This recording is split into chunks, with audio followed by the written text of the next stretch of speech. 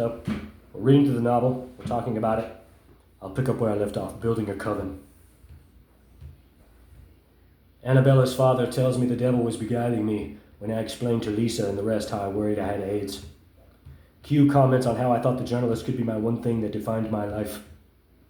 Offering something beautiful to the world with someone I admire very much. And when I concur, her husband rebukes my pessimism. Not anymore, he says. You don't get to die young. You got two women who need you. Confusion. When I arrived at the park, my weariness was palpable. Willow told me she was coming. I saw her. She walked by, looked as beautiful as can be, and again absconded without saying anything. She and everyone else asked me to chase her down, to go look for her in the parking garage right next to the park she was hiding from me in. I got pissed off. I never asked for any of this. All of my movements must be calculated towards something. Have I not given enough? I have to sacrifice everything and tie this bitch up? For what? To help her get off? She really does see me as a fucking monkey. She wanted my everything, and so I gave it willingly. Now I have nothing left to give. All that remains is ash.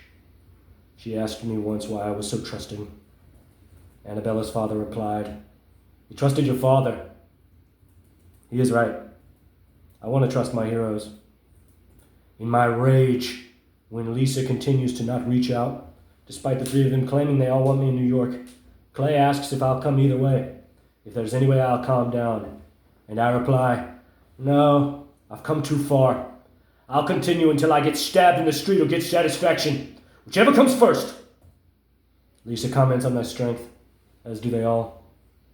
Q tells me I have a responsibility to the stage, to which I agree, but I lament that in my silence, my isolation, it is the only freedom I've ever known.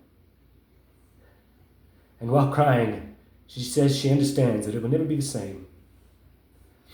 They tell me I can have my privacy, that the performances are my public contributions. Those in the writing each speak for themselves, and I know it's true. But my zeal leaves no stone unturned, and in denying my brother access to my heart, I betray the pursuit of truth thereby. To deny my brother is to deny myself. I can remember raging, screaming to everyone, to the air, how I despise her, Willow. How I despise that hideous leviathan growing inside of her. I told a story about a man who hunted an elephant. About his shame, that where once nobility strode upon tons of strength, now only a monstrous mountain of meat, dead necrotic vulture bait. The finest display of providence brought earthbound for nothing, for sport. Like war, it is pure loss. Last night in my hovel, I was molested by both of them, all three of them, and at the witching hour, in my agony, Annabella lent me strength. Alistair asked how I was, to which I replied, I am weary. And he said, I know, son, crying. We've all cried so much. Willow least, being the architect of my misery. I sense a sick joy she gains thereby. Tomorrow morning my bus departs. I'll walk to the park one last time. I am remembering an image. 2018. 4 reptilian androgynous lizards facing out north, south, east, west upon a platform with their heads tilted up and their arms raised overhead.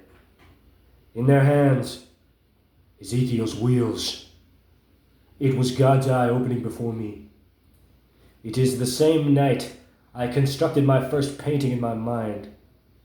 It was a logical progression of phenomenon. But the sculpture, Nebuchadnezzar's dream. You saw an image. It lives there, in the house of wisdom. It is a masterwork yet to reveal itself. You know I'm not coming, right? Willow tells me, which I did know. But it's a 5-hour walk and my bus leaves tomorrow at like 2 o'clock. My point being, there's no rush. If Willow loved you the way you love her, we'd be making the movie right now.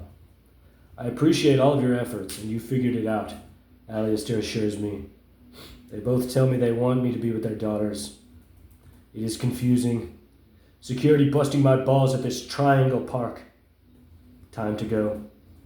But I'll stay and write a little longer despite this woman who called them. It feels like a put-up job. Don't worry, I'm told. Hamlet has finished. I suppose I'll leave now. I've successfully walked from LAX to Union Station. 4.5 hours, it alleges. My safety was never really in danger. But everything's sketchy, shadowy, lurking, domineering figures roam the streets as well. And God save the mark I was not accosted. But my body is breaking down. These last days have seen me walking some 8 miles daily, and today was another marathon, a seeming one I mean. As my bag weighs some 30 pounds, all books. I'm told, or rather it is alleged, I have the stamina of a Green Beret. Across the way, another witch. Very beautiful. They all want me to talk to her. Her most of all. I'm not feeling exceptionally talkative, having not showered or changed clothes for going on a month now. I'll figure out what's real, then adjust accordingly.